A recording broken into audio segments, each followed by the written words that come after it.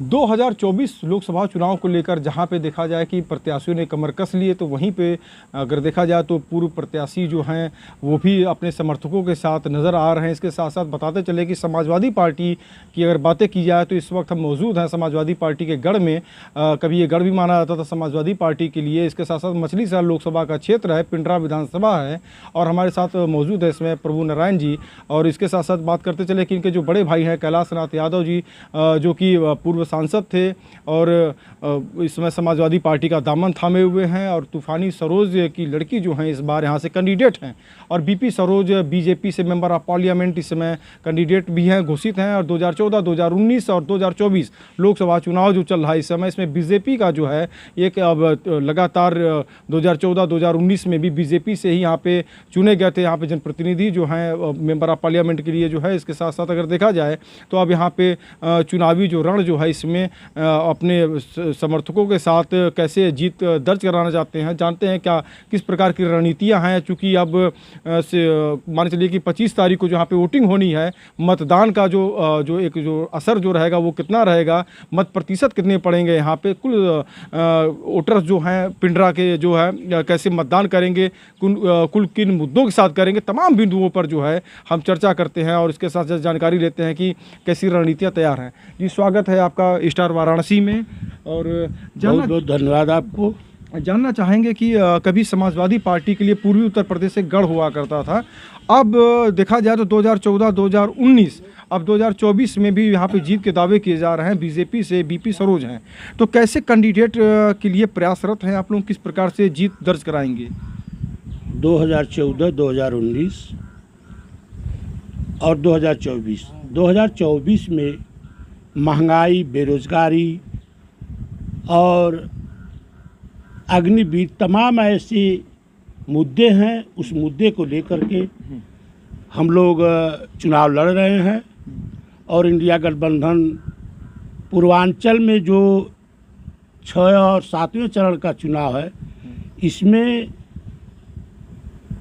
अधिक से अधिक सीटें गठबंधन की होगी। देखिए, अग्निवीर जैसी योजनाओं को लेकर यहाँ पे घेरा जा रहा है बीजेपी को लेकर। गाजीपुर की अगर बातें की जाए, जौनपुर की बातें की जाएँ, और खासकर बनारस के आउटर क्षेत्र की बातें की जाए, चंदौली की बातें की जाए, तो यहाँ पे आर्मी में बहुत से लोग यहाँ पे तैयारी करते थे। हाई स्कूल पास करते करते जो है आर्मी के लिए तैयारी करते थे, फौज में ज़्यादा इनकी संख्या थी। तो क्या अग्निवीर योजना जो है उसका एक यहाँ पे कुछ इनको बीजेपी को नुकसान होता नज़र आ रहा? बहुत बड़ा नुकसान होने जा रहा है। अग्निवीर योजना ले आकर के बीजेपी ने अपने पैर में कुल्हाड़ी मारने का काम किया है।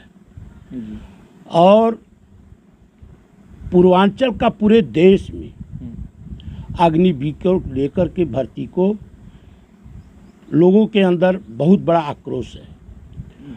उस जो मिलिट्री, पीएससी, पुलिस तमाम चीज़ें हैं जो बैकवर्ड तमाम सवर्ण जात के बच्चे अपना रोज़ प्रैक्टिस करके जब भर्तियां निकलती थी तो लाइन में लग करके कहीं न कहीं अपने जीविकोपार्जन का व्यवस्था करते थे।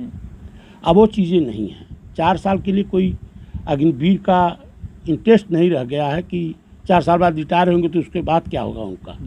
बीजेपी के तमाम जो दावे जो हैं, जिस तरीके से इनके समर्थक प्रचार करते हुए हमारी कुछ देर पहले बात भी हो रही थी, कुछ प्रधान जी लोग थे, उन लोगों ने कहा कि बीजेपी के जो समर्थक हैं इस समय, इसके साथ साथ बताए कि उज्ज्वला योजना जो है, सौभाग्य योजना, इसके साथ साथ आयुष्मान की बातें की गई, और 5 लाख तक की आयुष्मान में जो मेडिकल की जो चिकित्सा की जो व्यवस्था जो दी जा रही है, आवास योजना, शौचालय योजना, तमाम योजनाओं का सीधा लाभ बीजेपी को मिलेगा। क्या लगता है आपको?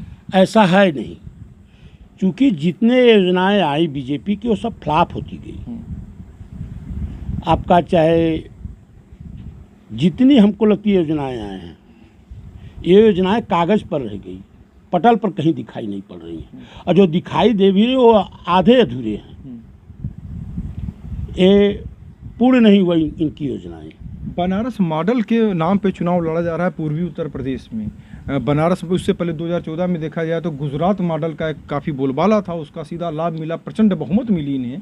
अब 2024 की अगर बातें की जाए तो पूर्वी उत्तर प्रदेश में बनारस मॉडल, जहाँ पे बाबा विश्वनाथ जी का जो अगर देखा जाए तो लोग दर्शन पूजन करने के लिए आते हैं, कॉरिडोर की बातें की जाए। नहीं, बाबा विश्वनाथ की जहाँ तक बात कर रहे हैं जी, बाबा विश्वनाथ का कॉरिडोर बनवा करके इतने मंदिरों का नुकसान हुआ है जिसकी भरपाई इस बार 2024 में माननीय प्रधानमंत्री जी को बनारस की धरती पर भुगतना पड़ेगा। अयोध्या जैसी अगर बातें की जाए, विंध्याचल में अगर देखा जाए जो कॉरिडोर है, जिस तरीके से जो वहाँ पे विकास कार्य चल रहे हैं, धर्म और आस्था का जो केंद्र बिंदु जो रहा है उसको लेकर कहीं ना कहीं ये हिंदुस्तान है, धर्म और आस्था के लोग हैं, साथ साथ भगवान और भक्त कोई अंतर नहीं है। अंतर तो ये बीजेपी के लोग कर रहे हैं। मंदिर क्या सबके अंदर श्री राम नहीं है, सबके अंदर श्री राम है, लेकिन एक मुद्दा बना करके मंदिर का लोगों को ठगने का काम कर रहे हैं। जी, अगर देखा जाए इसके साथ साथ जिस तरीके से अखिलेश यादव जो हैं जो प्रयास कर रहे हैं कि किसी भी तरीके से इनको रोका जाए, एनडीए को रोका जाए, और इसके साथ साथ ये और देखा जाए तो कांग्रेस पार्टी जो है जिस तरीके से देखा जाए तो उत्तर प्रदेश की राजनीति में लगभग 35 वर्षों से बाहर है, तो कितना कामयाबी मिलेगी समाजवादी पार्टी के माध्यम से कांग्रेस को, क्या नज़र आता है? कांग्रेस जितनी सीटें 17 सीटों पर लड़ रही है, कांग्रेस इंडिया गठबंधन समाजवादी पार्टी मिला करके 60 से 80 में कम से कम 50-52 सीटें गठबंधन के पक्ष में जा रही है। जी, अभी हाल ही में अखिलेश यादव से बात हुई थी, प्रेस वालों से बातें हो रही थी, तो उन्होंने कहा कि 80 में से केवल एक सीट पे केवल लड़ाई में है। तो जब पत्रकारों ने पूछा कि कौन सी वो सीट है जिसमें समाजवादी पार्टी को बीजेपी से टक्कर है, तो उन्होंने कहा क्योंटो, बनारस का उन्होंने नाम